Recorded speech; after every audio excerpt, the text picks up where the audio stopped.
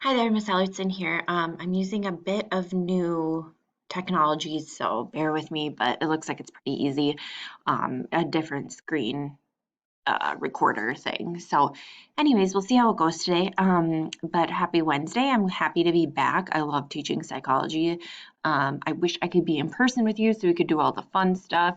But hopefully, some of you can take Psych 2 next year. So, anyways, we are going to do operant conditioning today. So let's just get right to it and I'll explain the differences between operant and classical and we'll do a little practice. So if you're looking at your notes, hopefully you have those printed or you're doing them electronically, whatever is easier. If you do have a printer and your parents or guardians don't mind you using up ink, I think handwritten notes work a little bit better.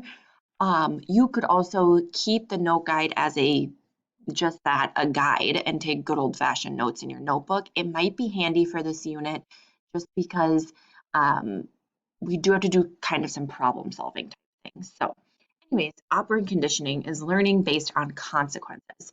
So when I say consequences, they can be good or bad. I'm not, a consequence is just something that follows an act or an action that follows a behavior. So a lot of times we think consequences are bad, but they can be good or bad, the way I'll be using that word. So classical conditioning is based on the stimulus causing a response. Oh, the bell rang, so I left class. Oh, I ate too much of a white chocolate bunny when I was in fifth grade, and now I can't eat white chocolate. True story. The stimulus in that case is white chocolate. So, operant is different. Should I go to my friend's house? Well, if I get caught, I'm going to get my phone taken away. That would be operant conditioning because the consequence of going to my friend's house is getting my phone taken away or getting grounded. So I'll probably be less likely to sneak out and go to my friend's house. But am I still maybe going to do it? Sure. Okay. So the law of effect essentially is just the overarching principle of operant conditioning. Behaviors with favorable consequences occur more often. Behaviors with less favorable consequences will occur less often. Um, Not really rocket science, but sometimes these very simple concepts um, are key to understanding the nature of psychology. So, a reinforcer is anything that increases the likelihood of a behavior. So, negative reinforcement, which we'll talk about, is not bad. It is not punishment. And I will say that a million times, I feel like. But reinforcement is anything that is going to increase the likelihood you're going to do something. Punishment is trying to decrease the likelihood that you're going to do something. So, we'll talk about those more in detail in a second. Early research were these weird things called Skinner boxes. They'd put animals in there, try to train them by giving them treats, or they would shock them, not super aggressively, if they did something that they weren't supposed to, and they'd train them to do things inside this box. So that was just the early research of operant conditioning, but we don't talk a ton about that. Okay, so today's focus is pretty much on us trying to understand positive and negative reinforcement and positive and negative punishment. We'll continue with some of those other terms you see under 3B, but for today, that's our main focus. So keeping in mind that we are talking about things that occur after you do something. So when we're talking about reinforcement, we're talking about anything that's going to increase the likelihood that you're going to do that thing again. So typically these are things that people enjoy. So positive reinforcement increases the likelihood by adding something. So I want you to think of positive and negative reinforcement. Oh shoot. Positive and negative reinforcement as like a math problem. So you're adding something for positive and you're taking something away for negative. So an example of positive reinforcement was you get a correct answer. I give you a Twix bar. Cool, you're getting something that you like. If you don't like Twix, replace it with a different candy bar. Negative reinforcement, I still want to increase the likelihood that that thing is going to happen. Um, but I'm going to take away something that you do not like because that can also make you happy. Oh, you guys did awesome on your test. You don't have any homework in the next unit. That would be a negative reinforcement. I'm still increasing the likelihood that you guys are going to do well on your tests, but I'm taking away something. What am I taking away? I'm taking away homework. Who likes homework? So please keep in mind positive, adding something, negative, taking away. Great. Okay. And then we have reinforcement. Reinforcement means I want you to do that thing again, no matter if it's positive or negative. So remember, this often gets seen as punishment, negative reinforcement, but it is not. I'm just taking away something that you do not like. Another really good example is I have a really bad headache, let's say, and ibuprofen always works really well for me. Not Tylenol, but ibuprofen. So I want my headache to go away. So I'm going to continue or increase the likelihood to take ibuprofen because it works. But it's a negative reinforcement because I'm getting rid of something I don't like. I'm getting rid of my headache. So the practice problems that I post on Classroom are going to go through this step by step to hopefully make it a little more clear. So here's another example of positive and negative. So here's the aspirin example. And then here's the, oh, you get good grades, you get money example. So those are kind of very clear-cut positive and negative reinforcement. So positive is a desirable thing.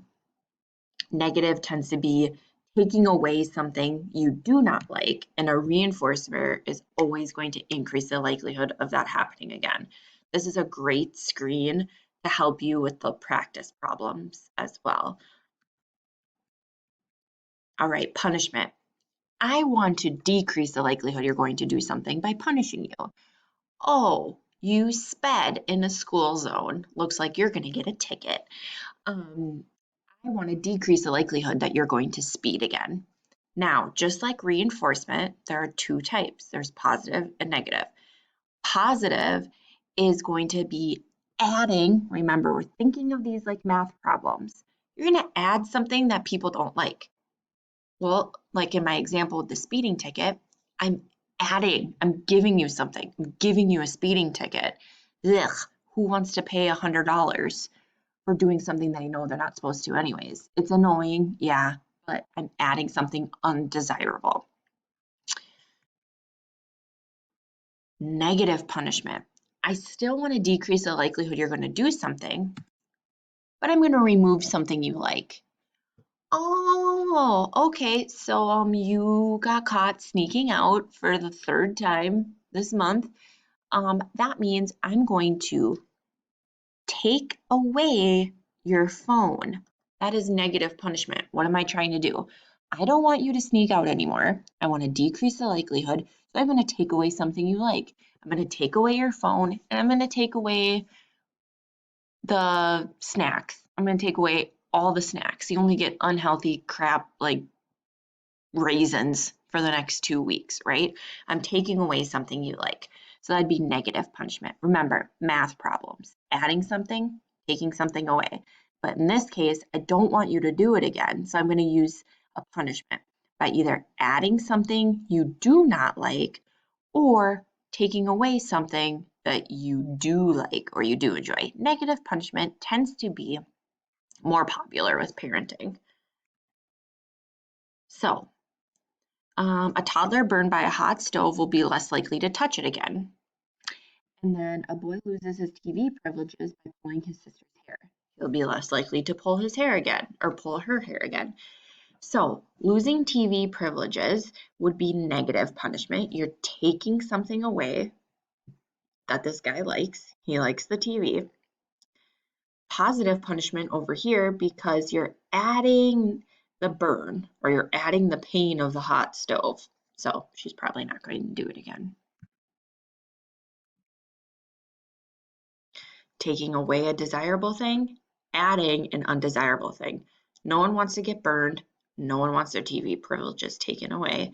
This would be positive punishment, this example being negative punishment. Okay, so I'm going to go over the first this first example in the operant practice. Okay, so I have it broken down for you. So you're going to want to look at the underlying behavior. You're going to want to figure out, do I want to punish or reinforce this behavior?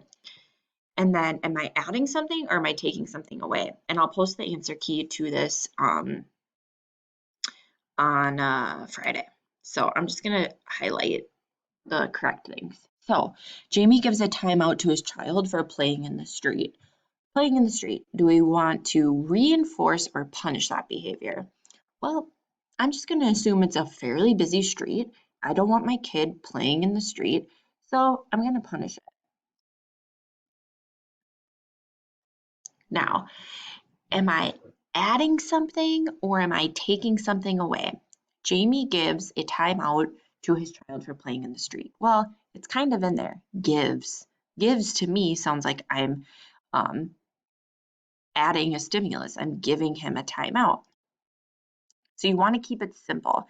You don't want to think of it, what some kids do is like, oh, but you're taking away their playtime. No, no, no, no, no, no, no. We are only focusing on what is in this sentence right here. We don't want to go beyond that. Yes, that's a great critical thinking skill when kids do that, but we are just focusing on the example and the information we have right here. So for this first one, we would combine them to get positive punishment.